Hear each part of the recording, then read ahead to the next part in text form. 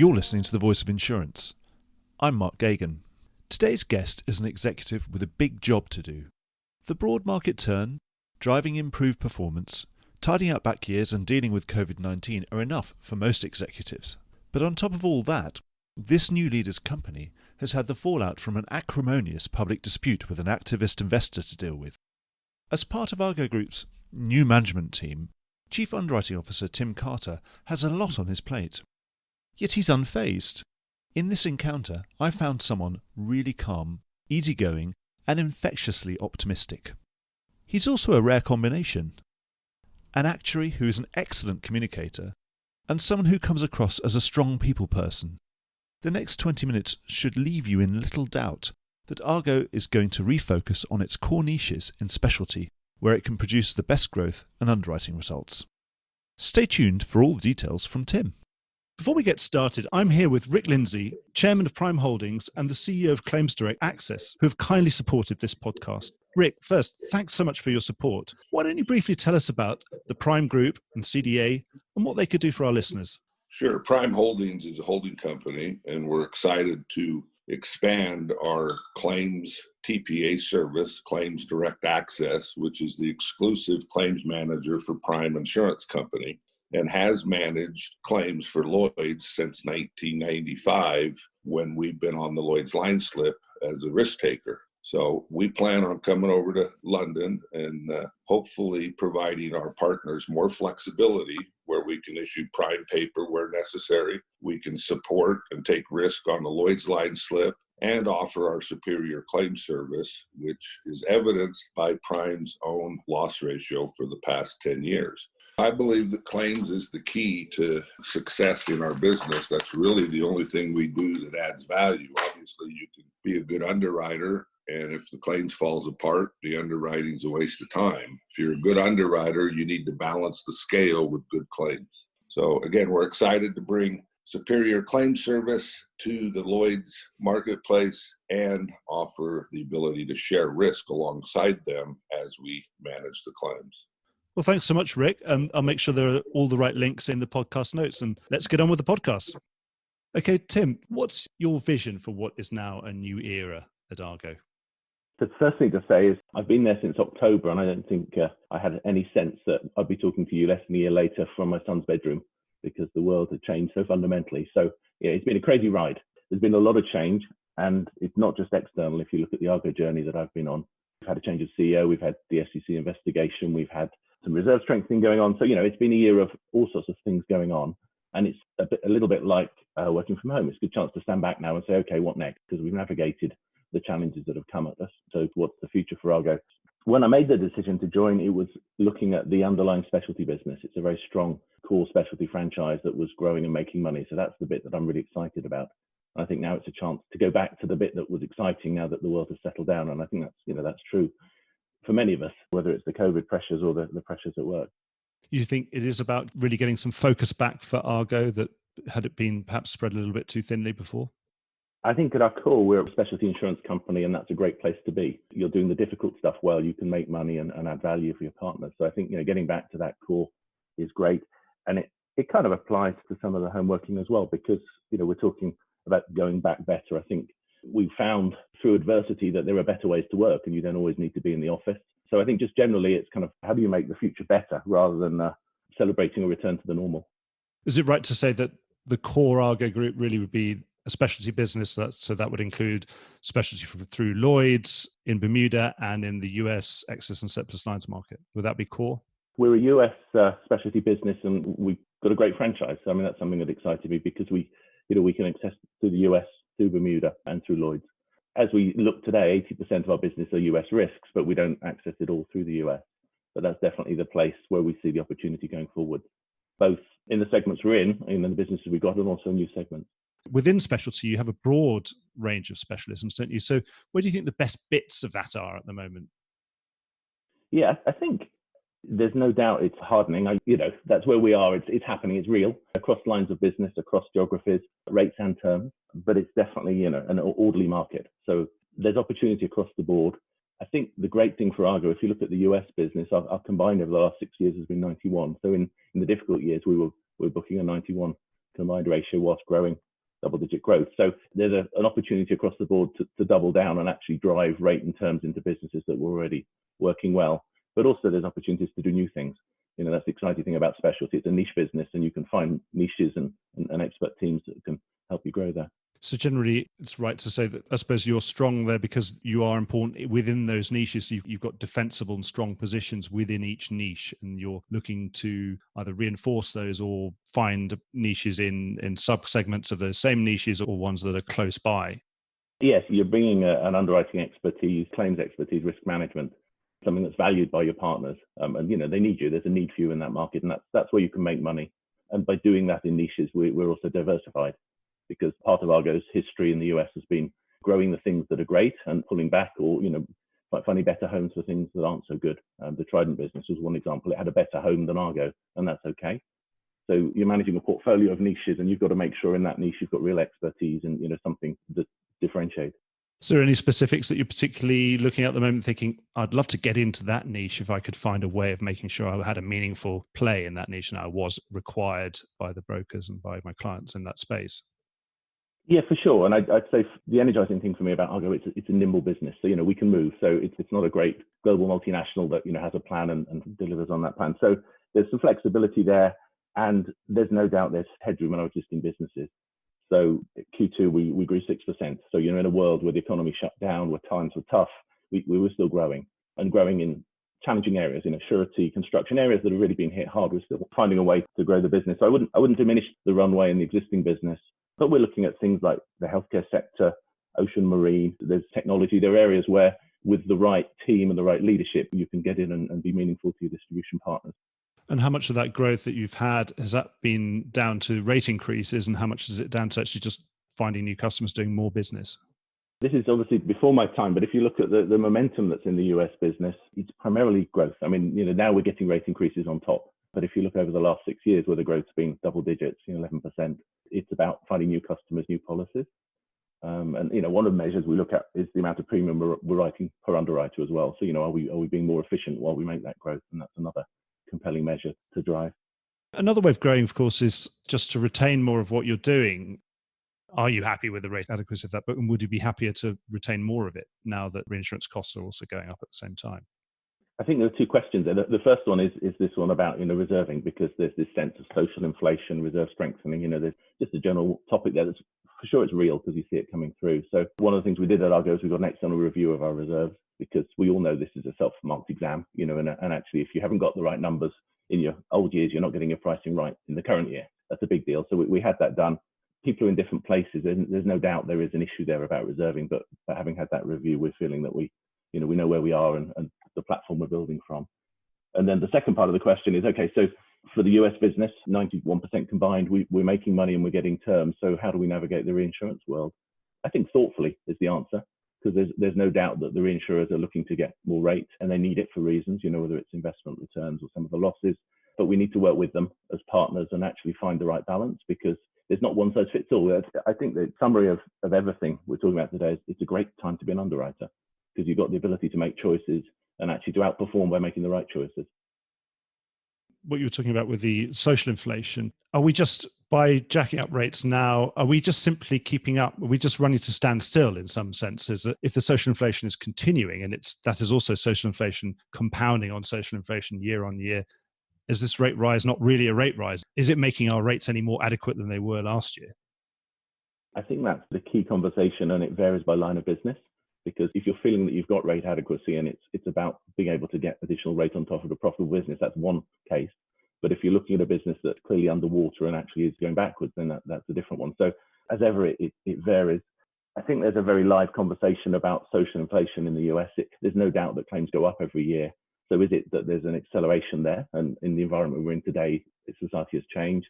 Or is it about the recognition of that inflation that's always been there, but actually, in the world of a self-marked exam, the actuary looks at the triangle, and when the past years have been favorable, you tend to project that forward, and then it changes. So I'm not sure if it's a timing issue or a societal issue, but it's very real in some lines, and those lines still haven't got rate adequacy and need to be driven further. But in other places, it's not that. They're in a more favorable place. Well, Tim, you're in this rebuilding phase and you've been able to get your house in order at this time. As a wider industry, do you feel there's still more to come, or are there plenty of other people with self-graded exams who really are going to have a bit of a shock when the external examiner comes to see them? Or do you think some of that has actually been a bit overblown? I don't know. I'd like to have your feeling on that. And obviously, I know that you've got an actuarial background, so I'm sure you look at the triangles. It's a great question. I mean, if I could answer it, then I'd be in a very good place. I know in our world, having had the external review, it gives us comfort. I think everybody's having that internal conversation, with the external parties and their actuaries. Where are we? If you think about the triangles, and as you say, I am a reformed actuary. That's in my background.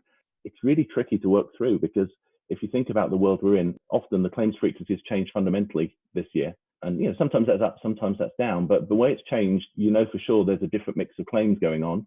You also know if it's gone down, your claims people are actually getting at the claims faster. And I think we've all seen this. When you work from home, you get an awful lot done. It's lonely. There's things that aren't so good, but you bang through the work. So when you're looking at that triangle, the world's changed. The lawyers in America can't get court dates, so maybe they're more amenable to talking to you than they were 6-9 months ago to get a settlement. So I think the only thing that's certain is the world is different, and actually getting the right call on that is huge, because obviously it drives the right outcome in a market that's offering opportunity, but also you've got to make sure that you know where you're starting from when you chase the opportunity.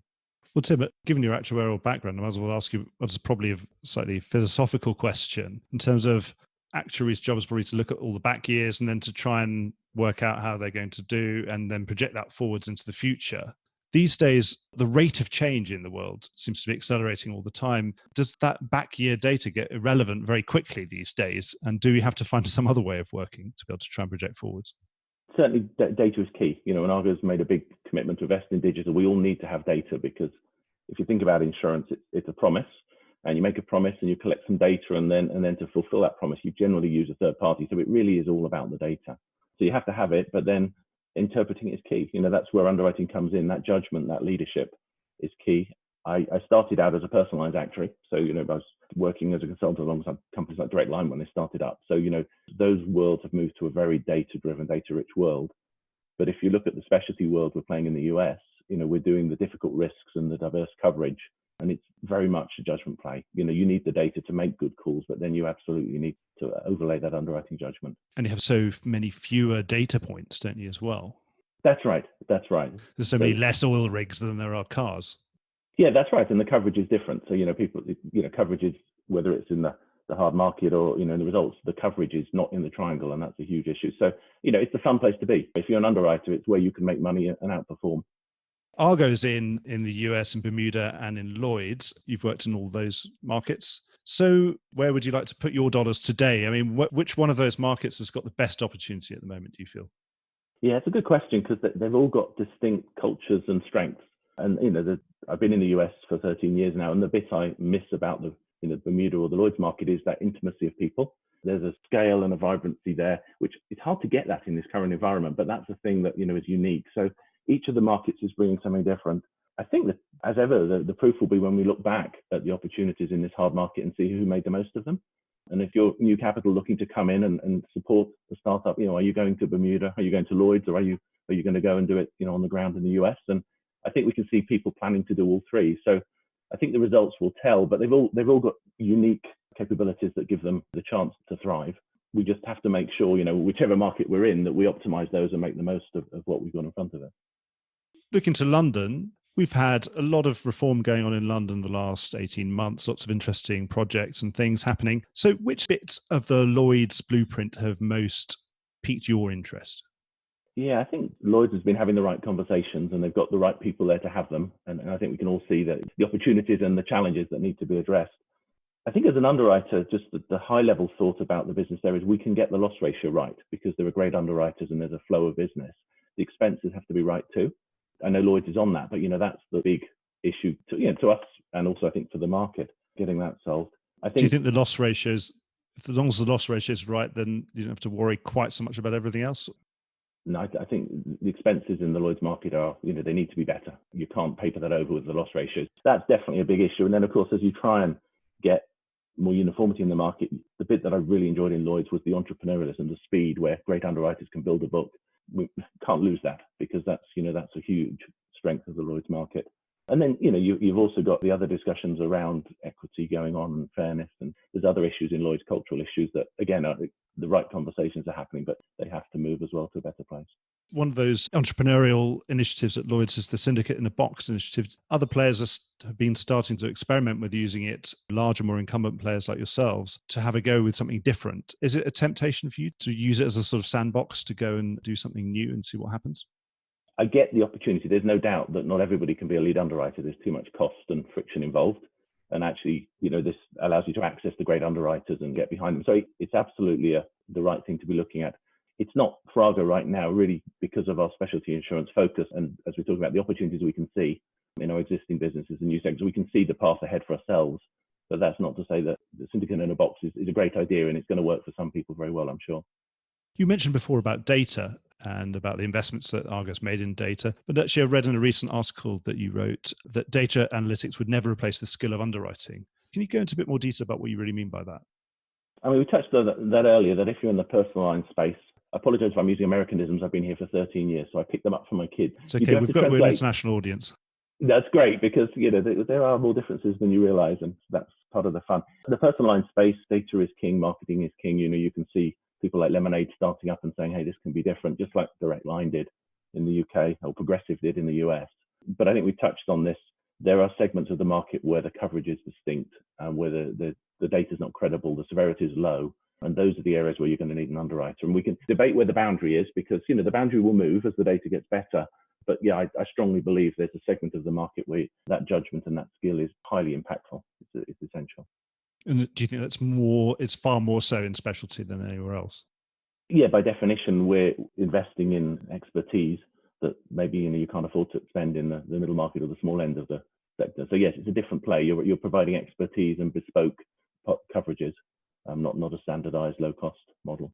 You mentioned Lemonade. So it's had a pretty spectacular IPO, and I bet everybody who owns shares in other publicly traded insurance companies wish that they would be trading on the same multiples that Lemonade have managed to trade to in the last few weeks.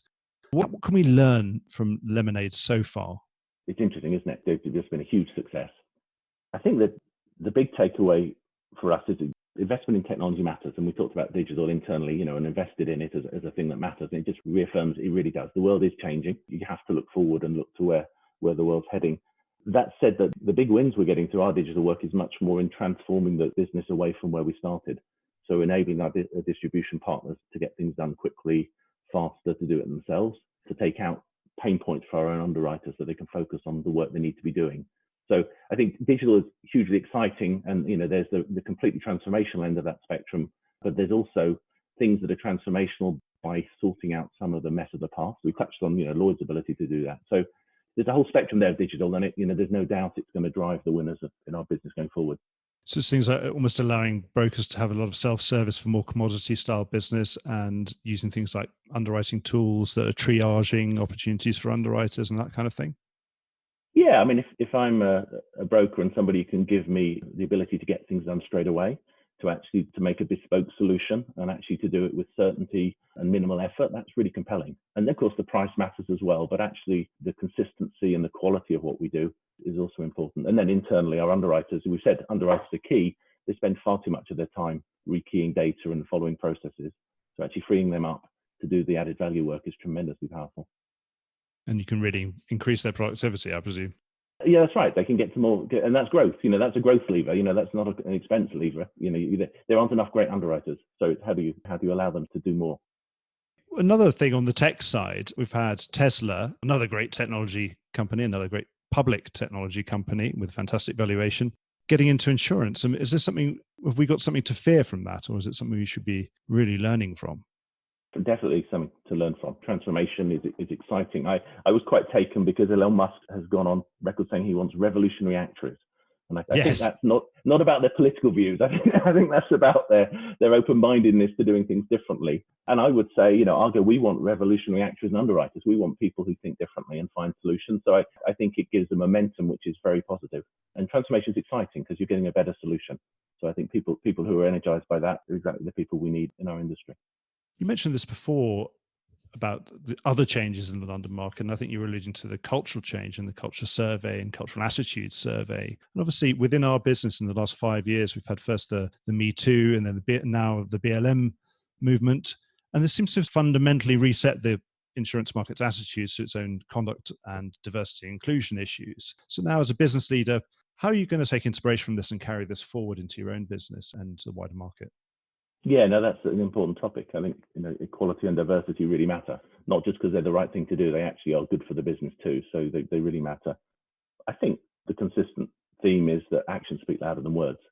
So we actually have to get things done and be seen to get things done. I was quite taken. John Doyle, who I used to work for, who's now at Marsh, he talked about taking robust action. This could be our generation's legacy, just looking at it as a big opportunity to do things better. I think that's it. We need to take action. But the way we've been addressing that within Argo is we had an employee forum where we had an online session, and that's the world we're in. You have to do things online, where we got some external speakers to talk about their experiences, what they'd seen, about inequity and racism. Tremendously well attended across the board.